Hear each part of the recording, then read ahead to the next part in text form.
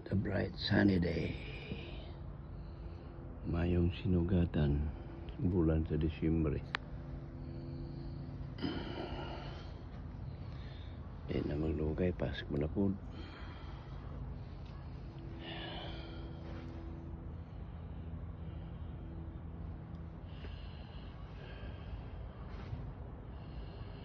Nindot yung Pasko sa ato kay manaygon, malingaw ka.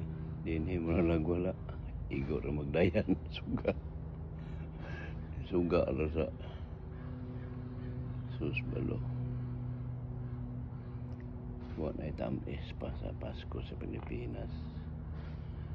Kapan lang kay masulubon kay una-unaon ng atong kanhi Pangulo Presidente Rodrigo Duterte. Wala gina tagaig mayong hustisya.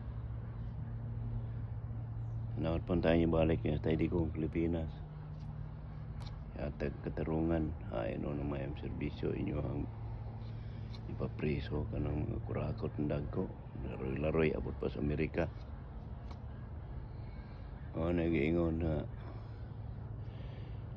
nakadungog ko sa kanan radio announcer sa Cebu. Yun nga ang kuan ko no ang mga kurakot kuno nga gobyerno diri sa Amerika mapuntas bilangguan silutan, pero ang mga kurakot ng mga gobyerno di sa Pilipinas yahay kayo kay adto mapunta sa Amerika. Mao na nga pangurakot ang ilang gihimo kay mapunta man sa Amerika di man preso. Puwerte yung binuangan ng politika. Unong naman yung binuangan ay ampo naman Ginoo. Gabaan naman na yung helicopter ang pinalit ko ng rakot. Makras na simba ko. Pagka ka na inyo ang mga luxury car nga dito 18 ka buok. Masunog na magdagan. Electric nga na. Tarong na mo siyang pagkatao aron ka ng atong nasod ng Pilipinas mubalik pagbangon. So alsa kita mga katauhan, people's power, hindi himo ng pagdaog-daog karon dako kayong kasubo.